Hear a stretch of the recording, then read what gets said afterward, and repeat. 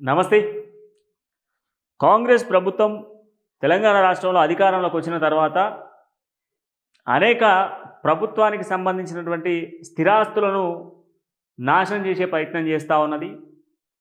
దాంతో పాటుగా పర్టికులర్గా ఆర్టీసీకి సంబంధించి ఒకవైపు తీవ్రంగా నష్టాల్లో ఉన్నటువంటి ఆర్టీసీకి సంబంధించి మరింతగా ఆర్టీసీని నష్టాలలోకి పంపించేటువంటి ప్రయత్నం కాంగ్రెస్ ప్రభుత్వం చేస్తూ ఉన్నది.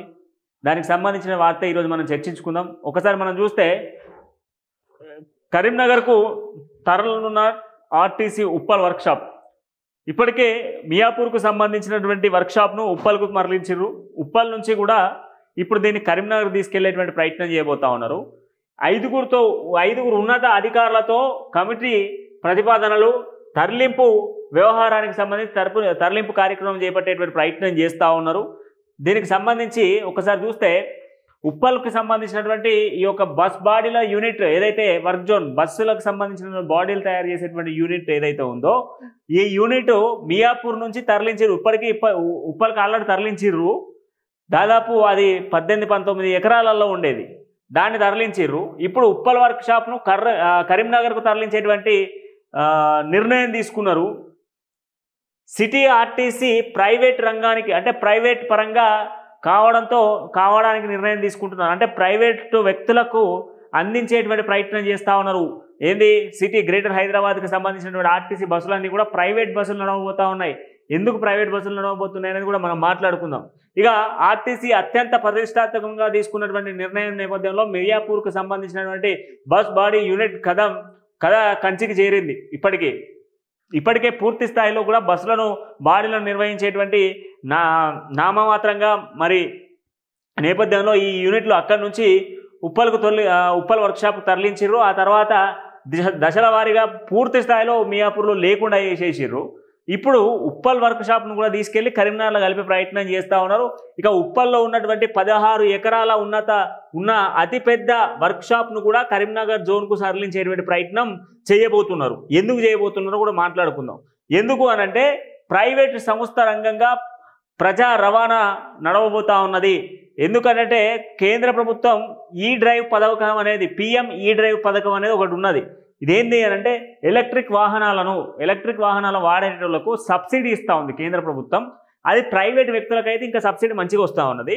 అందుకనే ఏం చేస్తూ ఉన్నారు అంటే హైదరాబాద్ నగరంలో కాలుష్యం తగ్గించేటువంటి నేపథ్యంలో డీజిల్ బస్సులన్నింటినీ కూడా తొలగించి కంప్లీట్గా ఎలక్ట్రిక్ బస్సులను నడపాలి హైదరాబాద్లో అని ప్లాన్ చేసింది.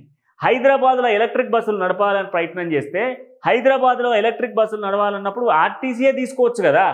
ఆర్టీసీ తీసుకోకుండా ఏం చేస్తూ ఉన్నది అని అంటే ఇప్పుడు ప్రభుత్వానికి సంబంధం లేకుండా ప్రైవేట్ వ్యక్తులకు ఆల్రెడీ 2 డిపోలు ఇప్పటికే పోయినాయి. ఒకటి వరంగల్ 1 డిపోనో 2 డిపోనో పోయింది. దాంతోపాటు కరీంనగర్కి సంబంధించిన ఒక డిపో పోయింది. ఆల్రెడీ ప్రైవేట్ వ్యక్తులకు చేతులకు పోయింది. ఇప్పుడు కంప్లీట్గా హైదరాబాద్లో నడిచేటువంటి ప్రతి బస్సు కూడా ఇవన్నీ కూడా ఎలక్ట్రిక్ బస్సులను తీసుకురావడానికి ప్లాన్ చేస్తూ ఉన్నారు. ఇప్పటికే దశల వారీగా 2500 బస్సులు తెలంగాణ రాష్ట్రానికి చేరుకున్నాయి, మంజూరైనాయి. దీంట్లో దశల వారీగా మరికొన్ని బస్సులను కూడా ప్రైవేట్ వ్యక్తుల చేతిలో కొనిపించి అంటే ప్రభుత్వమే ఉంటుంది దీని వెనుక ఉండి దశల వారీగా కొనిపించి ఆ బస్సులను తిప్పుతారు. ఈ డిపోలు, వర్క్ జోన్లు, వర్క్ షాపులు ఇవన్నిటిని కూడా అమ్ముకునే ప్రయత్నం ఇది. లేదంటే తాకట్లు పెడతారు. తాకట్లు పెట్టి తేవాల్సిన హామీలు ఇచ్చారు కదా నెరవేరుస్తామన్నటువంటి హామీలను నెరవేర్చేందుకోసం వీటిని తాకట్టు పెట్టుకోవడం, అమ్ముకోవడం, ప్రైవేట్ వ్యక్తుల చేతిలో పెట్టే ప్రయత్నం చేస్తూ ఉన్నారు. ఇక గతంలో మియాపూర్లో 18 ఎకరాల యూనిట్ను కూడా ఆల్రెడీ పోయింది. దాని పని కూడా అయిపోయింది కథం. ఇప్పుడు దీని పని ఉప్పల్ది కూడా కథం చేస్తూ ఉన్నారు. కానీ మరి ఉప్పల్ని కథం చేసేటప్పుడు ఆలోచించాలి. దాదాపు 160-200 మంది ఎంప్లాయీస్ ఈ యొక్క వర్క్ షాపులలో దాదాపు కొన్ని సంవత్సరాల నుంచి పనులు చేస్తూ ఉన్నారు. అవుట్సోర్సింగ్లో పనిచేసే వాళ్ళు చాలామంది ఉన్నారు. పర్మనెంట్ వాళ్ళు పక్కన పెడితే మరి అవుట్సోర్సింగ్ చేసిన వాళ్ళ పరిస్థితి ఏంది? 160-200 మంది ఉంటారు. వాళ్ళని ఏడికి పోవాలి? ఇప్పుడు వీళ్ళు కరీంనగర్ పోయి పని చేసుకోవాలా? వాళ్ళు ఏడికి పోయి పని చేసుకోవాలి? ఆర్టీసీ సంజన చేతిలో పోయినాక ఇంకా దరిద్రంగా అవుతుంది. ఆర్టీసీని ఇప్పటికే ప్రభుత్వం వచ్చి ఫ్రీ బస్సు పెట్టడం వల్ల ఇంకా ఆర్టీసీ లాస్లోకి పోతుంది అని అంటే ఇప్పుడు ఈ వర్క్ షాపులు జోన్లు అమ్మి ఇంకా లాస్లోకి తీసుకురాబోతూ ఉన్నారు. ప్రైవేట్ రంగాలకు సంబంధించి ఆర్టీసీని కంప్లీట్గా ప్రైవేట్ వ్యక్తుల చేతిలో పెట్టాలి. ఆర్టీసీని కంప్లీట్గా కూడా ప్రైవేట్ వ్యక్తులకు నడిపియాలి అనేదే స్కెచ్.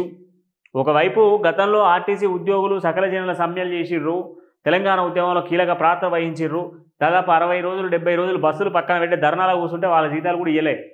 అట్లాంటి సిచ్యువేషన్స్ ఉన్నాయి. ఇప్పుడు వాళ్ళ ఉద్యోగాలకే ఒక ప్రభుత్వంలో కలుపుతామని గత ప్రభుత్వం చెప్పింది. వీళ్ళు అధికారంలోకి రాగానే ప్రభుత్వ ఉద్యోగులుగా పరిగణనకు తీసుకుంటామని ప్రగల్భాలు కలిగిన ప్రభుత్వం ఈరోజు ఆర్టీసీని గాలికి వదిలేసే ప్రయత్నం చేస్తూ ఉన్నారు. ప్రైవేట్ రంగ చేతులలో పెట్టబోతా ఉన్నారు. దీన్ని ఉట్టిగా వదులుగాడు ప్రభుత్వం దృష్టికి పోవాలి. కార్మికులకు సంబంధించినటువంటి ఐక్యతతో ముందుకు వెళ్ళి పోరాటం చేయిర్రి. ఏ జోన్ షాపులు అమ్మకుండా, ఏ బస్ డిపోలు అమ్మకుండా కార్మికులంతా కూడా ఐక్యతంగా ఉంటే ప్రభుత్వం దిగొచ్చేటువంటి అవకాశాలు ఉన్నాయి. కార్మికులతో కూడా మాట్లాడేటువంటి వీడియోని త్వరలోనే మేము ముందుకు తీసుకొస్తాం. అంటిల్ దాన్ని చూస్తూనే ఉండండి.